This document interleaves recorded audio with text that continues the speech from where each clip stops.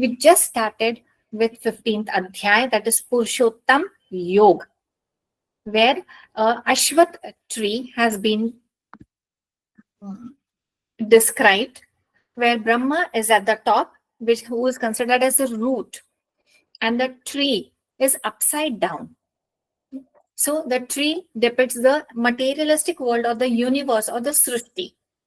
So the roots is Brahma, from which the tree originates. So from Brahma, Moola Prakriti was born or created, and from Moola Prakriti, the entire world or the entire Srishti came into existence. That is what is told over here.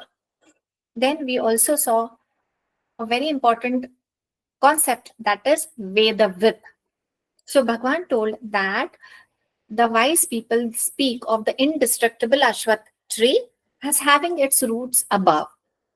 So knowledgeable people, Jnani people, they speak about Ashwath tree, but they say that this Ashwath tree is indestructible. It cannot be destroyed, or it cannot be broken down, or you can't do anything about it, as having its roots above. So the roots are above, the branches are below. So the tree is upside down, whose leaves are the Vedas. So the leaves of the Ashwath tree are Vedas. And the person who knows this tree as it is, he is Vedavid. That means the knower of Veda. So in exam, if it is asked that who knows, the person who knows that the tree is upside down, the roots are above, the leaves are below, and the leaves are nothing but Vedas, what is that person called? Then the answer is, you should tick is Vedavid. That is the answer. Then its form is not perceived here as such, neither its end, nor its origin, nor its foundation, nor its resting place. Having cut asunder this firm-rooted Ashwath tree with the strong axe of non-attachment. So initially, Bhagwan told that this Ashwath tree is indestructible. That means something that cannot be destroyed. But later on, Bhagwan is saying that this Ashwath tree, it doesn't have a start, it doesn't have an ending, it doesn't have any base. How we have a base when we are building or constructing? First, we build a base, and based on that, each and every floor is constructed. So Bhagwan is saying that there is no foundation, nor its resting place. Having cut asunder its firm-rooted Ashwath tree with the strong axe of non-attachment. So this tree can be cut. This tree can be cut with a strong axe of non-attachment, that is asakti. By detachment, by non-attachment, you can cut this Ashwath tree, which is very, very important. Upon taking refuge in him, one will not return to this world again. Then Bhagwan says that when you take refuge in Bhagwan, in God, you will not return to this world again. How do you attain Parampad or eternal goal? 15.5 Nirmana moha jita sanga dosha adhyatma nitya vinivritta kamaha dvandvair vimukta sukha dukkha saishne kachantya mooda padama vyayantat. So here Bhagwan is telling us how to attain the Parampad or eternal goal. Now in every there are so many adhyas Bhagwan has told how to attain him, how to attain.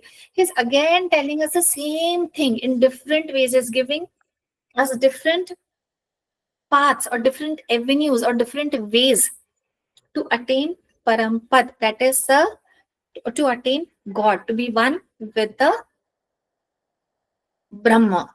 So here also Bhagwan is telling us in this adhyaya, that is 15th adhyaya, free from pride and delusion. One should be free from pride and delusion. Delusion means moha or asakti. We are very attached to things.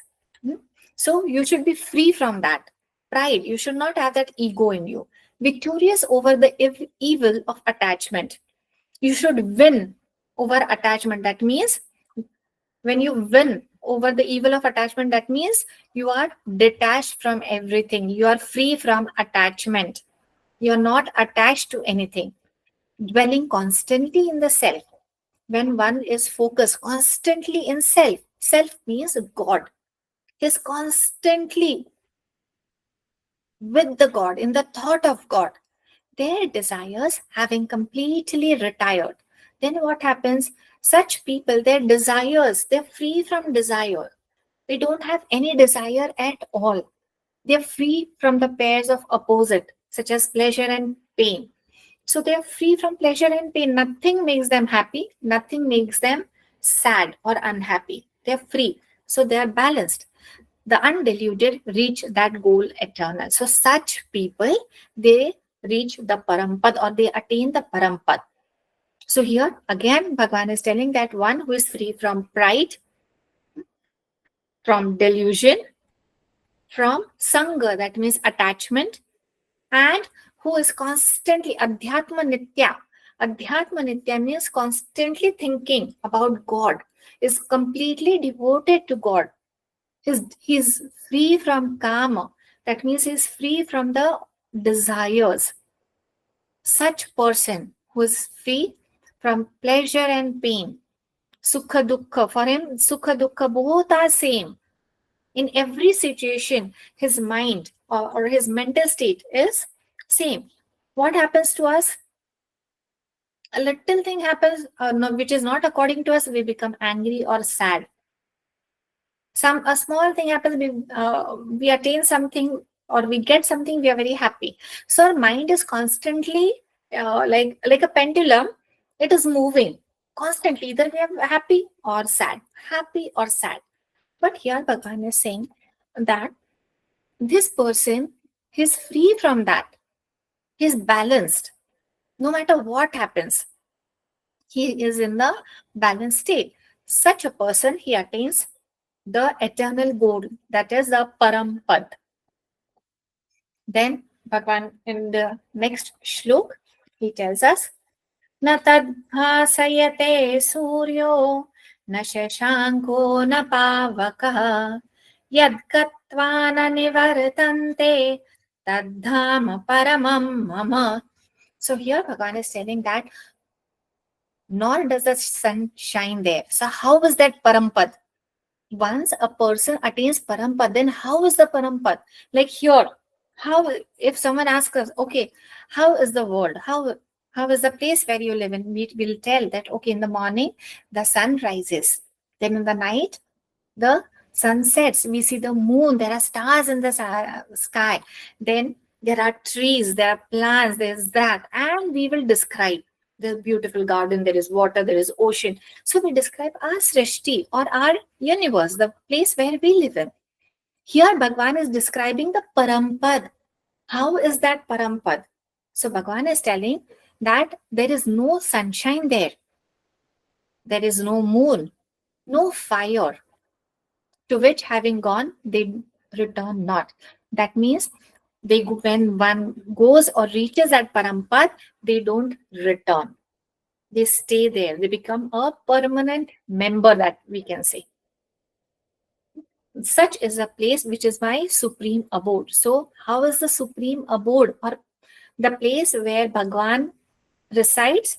There is no sunshine. There is no sunshine. That means there is no day. There is no moon. That means there is no night. There is no fire. Agni nahi hai. There is no Agni, no fire. And once a person attains that or reaches that place, he cannot come back. Na nivartante. Na means he never, and nivartante means they don't return. What happens when the soul leaves the body? Then Bhagavan is telling us what happens when our soul, it leaves the body. Then what happens is Shariram yadavapnoti yachapyutkramatishvaraha gruhitvaitani sanyati vayurgandhani vashayat. So Bhagavan tells us that when the Lord obtains a body and when he leaves it. So here Bhagavan is saying Lord means our soul. When the soul enters a body, and when the soul returns, leaves the body. So, soul is nothing but God, because we all know that a soul or Atma is a part of Paramatma. So, that is what is told over here, that when the Lord obtains the body, that means the Jeev enters the body, and when he leaves it, he takes these and goes with them. Now, he takes these means what? He takes our senses, that is all our five indriyas. He takes with him all the five indriyas, our mind also along with it. So when the soul, it leaves our body, it is not only the soul that goes. The soul, along with it, it takes our five senses, that is indriya, and one, that is man. So the soul, it takes with them senses and our mind, just like a beautiful example has been given over here, just as the wind takes the scents from their seeds. That means just when the wind blows, it carries the scent of the flowers with it. So even if you're far away from the rose garden, still when there is a wind and it is flowing towards you, still that you can smell the fragrance of those flowers. So, just like the wind carries the scent of the flowers, similarly, the soul carries the senses and the mind along with it. Then, Bhagwan is telling, Aham Vaishwanaro Bhutva Praninam Dehamashritah Pranapana Samayukta Pachamyanna Chaturvidham. Having become the fire. Now, here, very important concept of Vaishwanar has been explained over here. What is Vaishwanar? Having become, having become the fire, that is Vaishwanar. So, Vaishwanar is what? The Agni or the fire. I abide in the body of beings, and associated with Pran and Apan, digest the fourfold food. So here Bhagwan is telling that having become the fire. So when the soul or Bhagwan, he enters the body, Bhagwan is saying that I become the Vaishwanar. That means the fire in our body. And what does the fire do in our body? Which is a place where the fire is in our body? It is a place in our stomach region where Apana Vayu is there. So when the pran, it enters our body, it meets with Apana. Then the Vaishwanar Agni, okay, it increases, and then thus whatever we eat, that is digested. And what is digested? Fourfold food. So the food that we consume, Bhagwan has categorized into four types. So here Bhagwan is telling that I am Vaishwanar Agni, and I am the one who is associated with Pran and Apan, and I digest the fourfold food. Now, from exam point of view, you should remember Vaishwanar Agni is discussed in which chapter? It is discussed in 15th chapter. And second is, what are the fourfold food? That means, what is Chaturvidham?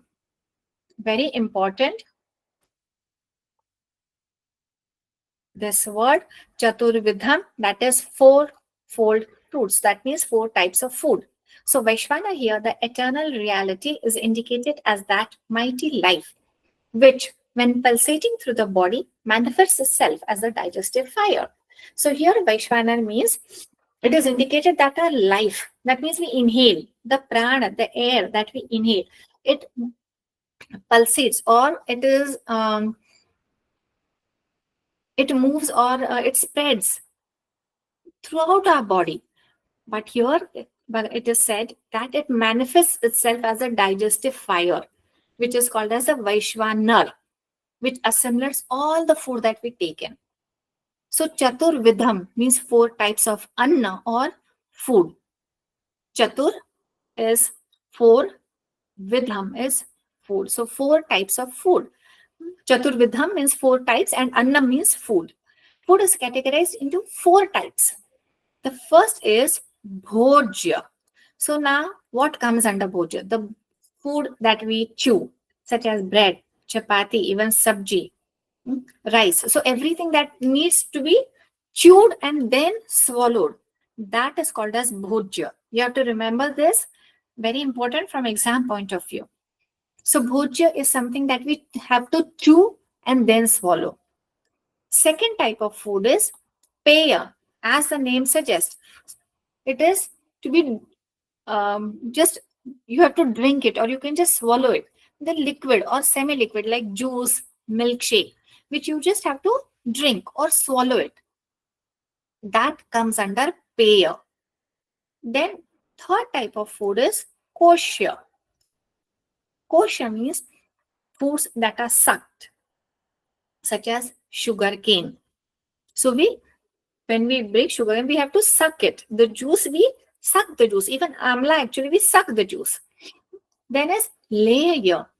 Layer means the food that, this includes the food that are licked, like honey. So each and every food that we lick and eat, that comes under layer. So in exam, they ask, match the following bhojya, and here they will give you whether you have to chew or swallow or whatever. So bhojya, peya, kosher, and liha. You need to know that bhojya is the other foods that you need to chew. Peya is something that you drink or swallow, mostly liquid. Kosher, something that we suck. And layer is the food that we lick and then consume. So these are the four types of food. So Bhagwan is saying that all these four types of food are digested because of the digestive fire, which he is calling Vaishvanar. So Vaishvanar, the digestive fire, digests all these four kinds of food, that is called as Chaturvidham. Next shlok. Sarvasya chaham hृदि सन्निविष्टो मत्तस्मृतिर्ज्ञानमपोहनञ्च वेदैश्च सर्वैरहमेव वेद्यो वेदान्तकृद्वेदविदेव चाहम्. This is Trishtup Chand. And I am seated in the hearts of all. So Bhagwan is saying that I am in the heart of each and every person, every being. From me are memory, knowledge, as well as their absence. So it is because of me only that you remember things. So smriti, or the memory, or the gyan, that is knowledge, it is because of me only. If you know something, it is because of me. If you remember something, it is because of me. I am verily that which has been known in all the Vedas. I am the one that is there in all the Vedas. I am the knowledge in the Vedas. I am the author of Vedanta and the knower of Vedas. So everything. So in short, Bhagavan is saying, I am Ved. In short, very, very simple. Then in the next shlok, Bhagavan is telling, Dvavimau purushau loke ksharaschaksara eva cha kshara sarvani bhutani kutastokshara uchyate. Again, kshar and akshar here in this adhyay, and kutastha. Again, the same words are repeated. So here, Bhagavan is telling that there are two kinds of beings in creation. We already know kshar and akshar. Kshar is something that is perishable, that can be destroyed, and akshar is something that cannot be destroyed. The perishable, that is kshar, are all the living beings in the material realm. So we are kshar because one day we are going to perish, we are going to be destroyed. The imperishable are the liberated beings. So who is imperishable? All the liberated beings जिनको मोक्ष मिल गया है, और just Bhagwan and so on, those who have attained moksha, they are akshar. So here Bhagwan is saying that akshar is a jivatma, which is imperishable. Kutastha is called imperishable. Here kutastha means imperishable, something that cannot be destroyed or is never destroyed. And kshar, we all know, we have discussed about it in the previous adhyay, all the living beings are kshar, that is perishable. Then very important, now please be attentive in this adhyay, very interesting adhyay. You can relate it with your own self. Each and every person are bestowed with the qualities. Now we have Daivi qualities also, and we have Asuri qualities also. We have both the qualities. Now each one of you is listening to this. See, tick mark kar do khud ki aankh. Just tick mark how many Daivi qualities you have and how many Asuri qualities we have. Very interesting. Listen. Daivasur Sampat Vibhagayo Shlok. There are 24 shlokas over here in this chapter. Two kinds of human nature, the saintly, that is Daivi, and the demonic, that is Asuri Sampadaya, has been discussed. So in first three shlokas, Daivi Sampadaya has been discussed, and there are 26 saintly qualities. So the good qualities or the Daivi qualities are 26. So many qualities. And 4th, 7th to 20th, 6 demonic qualities that are Asuri Sampada has been discussed over here. Now, if you look at this, you will feel that our demonic qualities are only 6 and saintly are 26. So, which you feel must be in us, or very easy, demonic quality only 6, we can work on that, we feel. But when we look at each and every quality, we will understand what it is. See, here very important. In order to inculcate the Daivi qualities or the saintly qualities, we have to really work very, very hard. Each quality we have to say, please come, Baba, please come, I need you. And you have to really work on it to inculcate that quality and to keep that quality, maintain it in you yourself. So for every quality, you have to really work hard on yourself. But when it comes to Asuri qualities, there are only 6 Asuri qualities. But if one quality comes, if one demonic or Asuri Sampadaya comes in you, the other 5, they follow the first one. So it is like ek pe 5 free. It is like that, if you want to remember in that way. So remember, any good thing you want to do, for example, I always give this example that drinking, okay, or having tea, if you want to really stop it, you need to make a lot of effort. You have to struggle. Okay. But bad habits, we pick up just like that. We don't take any time to pick up bad habits. But any good quality that you want to inculcate in you, you need to work on it again and again and again. So though there are 26, they don't come very easily to us. You really have to work for them, obviously. So let's understand what are the first Daivi Sampadaya. So in first 3 shlokas, from exam point of view, you have to learn these shlokas. Very, very important. No option at all.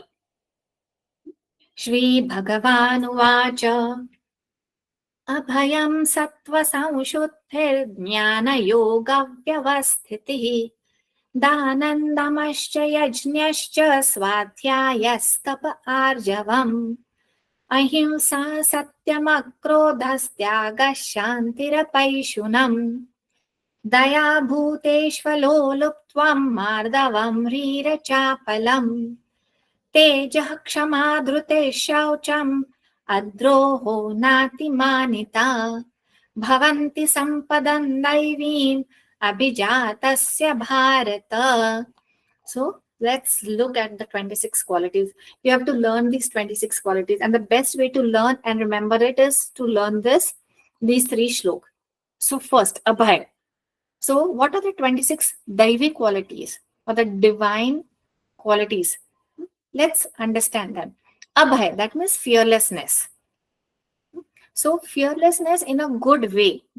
Here it doesn't mean that you are not fearless and you will drive at the speed of 200 and you will say, I am Abhay or I am fearless. It's not like that. Fearlessness here, Abhay means you should not be scared of the good things. For example, practicing yoga or certain Shuddhi Kriya or Asan, you really need courage. So, Bhagavan is saying that for certain practices, you need to be fearless. So Abhay, you should be fearless. If you're right, if you're, you know, your whatever you're following is good, then you should not be scared of it. No matter what the other person is saying or what the world is saying. They may say that, oh, what are you doing? But you should have that courage to follow what you have decided. That yes, I am following you, I am going to do this. I know I am right. Let others laugh at me or let others make fun of me. So, abhayam in a good way. Abhayam, sattva samshuddhi, that means purity of mind. Our mind should be very pure. Only good thoughts should be in our mind. Jnana Yoga Vyavasthitihi, being established in the pursuit of Jnana and Yoga. That means you should have both the theoretical knowledge, that is Gyan, as well as Yoga, that is the practical knowledge of it. Then is Dana, ability to share one's wealth with others. Whatever you have, you should have the ability, or you should have that bhavana, or that feeling that yes, I want to share. Okay, otherwise we have that I this is mine, I will not share. This is mine, that is mine. Why should I share? I have earned it with lot of, you know, struggle and lot of effort. So here Bhagwan is saying that Dan, you should donate your wealth, donate what you have, and with a good mind. Now, the Dan also there are different types of Dan which have been explained in the next chapter. So Dan here Bhagwan is saying that share whatever you have, donate some part of at least whatever you are, if not everything, some part. Then is dam, that is discipline of sensory energies. Dam is control on your senses, that is dam. Yagya, sacrifice by worship of other practices. Then is swadhyaya, swadhyaya is self-study. That means you need to constantly keep practicing and do self-study, gain knowledge, swadhyaya, to make yourself better. So, for example, if you learn yoga, that doesn't mean that, okay, you after clearing the exam, you're relaxed. No, you should constantly update yourself, upgrade yourself, read different scriptures, listen to different knowledgeable people, and increase your knowledge. Then is tap. Tap is concentration of energies of the mind. Arjavam. Arjavam is straightforwardness. Ahimsa, non-violence. We should not be violent. Satya, always speak truth. Akrodha, that means absence of anger. We should not get angry. Tyaga, Tyaga means here detachment or renunciation. Tyaga here means being detached, to renounce everything that you have. Shanti is peacefulness, Shanti, peace. Apaishunam means absence of ill feeling towards others. What happens? Something unknowingly, unconsciously, we do have some kind of negative feelings or bad thoughts about others when we don't like someone. So Bhagwan is saying that no matter what happens, you should never have ill feelings towards others. So this is a Daivi quality. And having this quality is difficult. We always have some people, as I had previously, there are some people or situations which we don't like. And that's why we don't think good about them. Or we don't even feel good about them. We don't feel like talking or meeting. So Apaishanam, Bhagwan is saying, don't have that ill feeling about anybody, no matter what happens. So that is a Daivi Sampadaya. Do we have that in us? We need to think. Daya Bhuteshwa, compassion towards all living beings, not only humans, animals, birds. We see so much of cruelty towards animals. So Bhagwan is saying, have compassion towards all living beings, not only humans, animals, birds, everyone. Aloluptvam means uncovetousness, means not having the feeling someone has something, I must also have it. Aloluptvam, that means you see a beautiful ring or a necklace, and you always not always, but we get that in the mind. Oh, even I want that.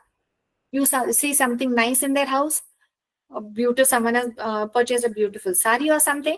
You will say, oh, I wish even I had that material sari or sari like that. So That feeling that if someone has, even I should have it. Someone has gone to a foreign trip, even I want to go. So alulupvam, not having that feeling. If they have, okay, fine, they have, very good, and it should stop. Then is mardavam, that is gentleness. Be gentle towards everyone. Re is modesty. Now here modesty means shying away from wrong things. We know that certain things are wrong, and shying away, that means refraining from doing wrong things, is re. That here is called as modesty. Achapalam means lack of fickleness, a state where the mind is unable to decide on anything. Achapalam, chapal, chapalta we say.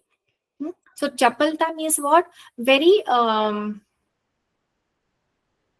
always like very hyper. They cannot sit in one place. Lot of thoughts in the mind, very restless. So achapalam means lack of fickleness. That means they are not restless, lack of restlessness. Shant, stable. Teja means vigor. Kshama means forgiveness. If something happens, you should forgive. It is very difficult to forgive. I understand that sometimes for some things we are not able to forgive, but we should forgive. Kshama bhav rehna chahiye. It is not for them, it is for us.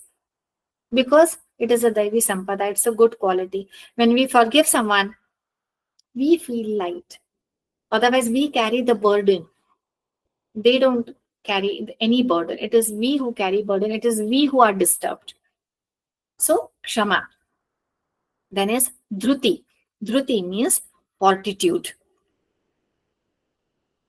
So, the fortitude means what? Whatever you say, you stick to it. It is not that you're saying something and doing something. So, that is Dhruti. Then is Shaucham means cleanliness, body and mind cleanliness. Adroha, that means bearing enmity towards none. You should never have that enmity feeling towards anyone. So everyone should be like your friend. You should have a friendly feeling towards everyone.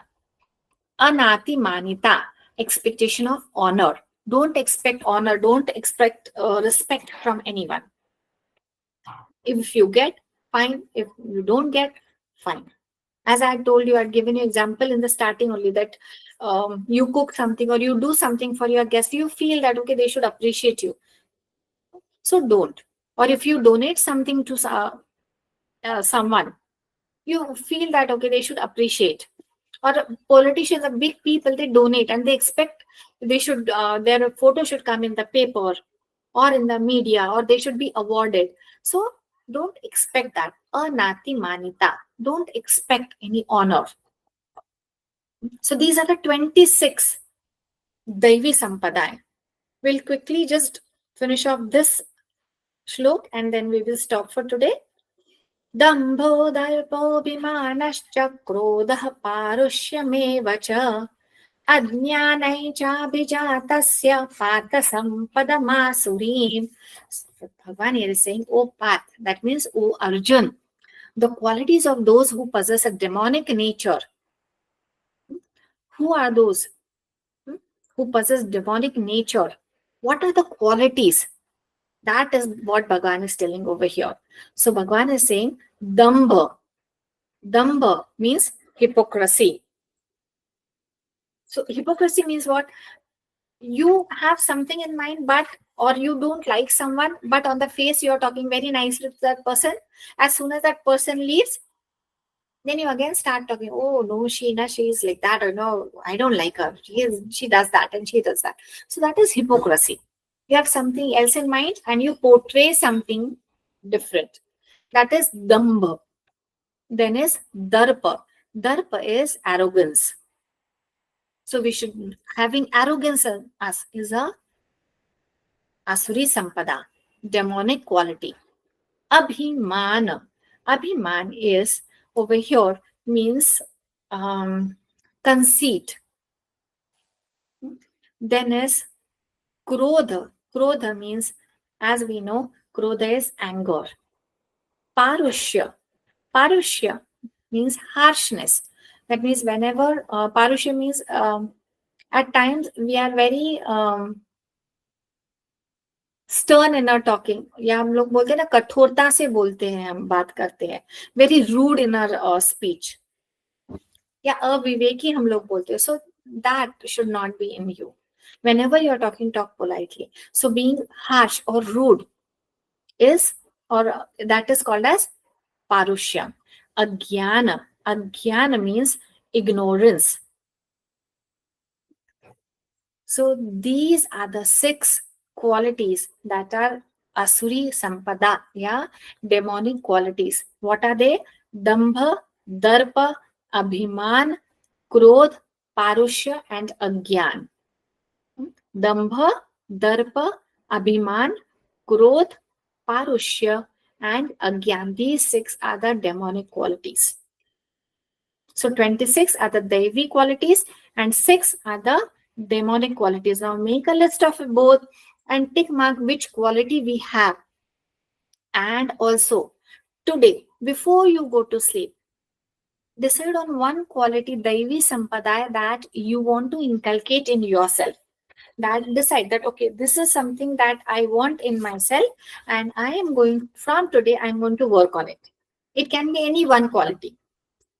Take only one Devi Sampada and start working on it. And similarly, from demonic quality, pick one and decide that from today, this is a Asuri Sampada, this quality I don't want in myself. So I'm just going to discard, I'm going to remove that. And from today, just every time some situation comes and you feel that that demonic quality or Asuri Sampada is going to show in you or generate in you, just remind yourself that it is a demonical quality or an Asuri pravritti and try to avoid that quality. You will see a lot of change in yourself and you will be very happy and peaceful when you do that. We feel very happy. We feel like, don't do it for anybody else, do it for yourself. Because you want to make your life easy, you want to be happy, you want to be at peace. That's why, not for anybody else.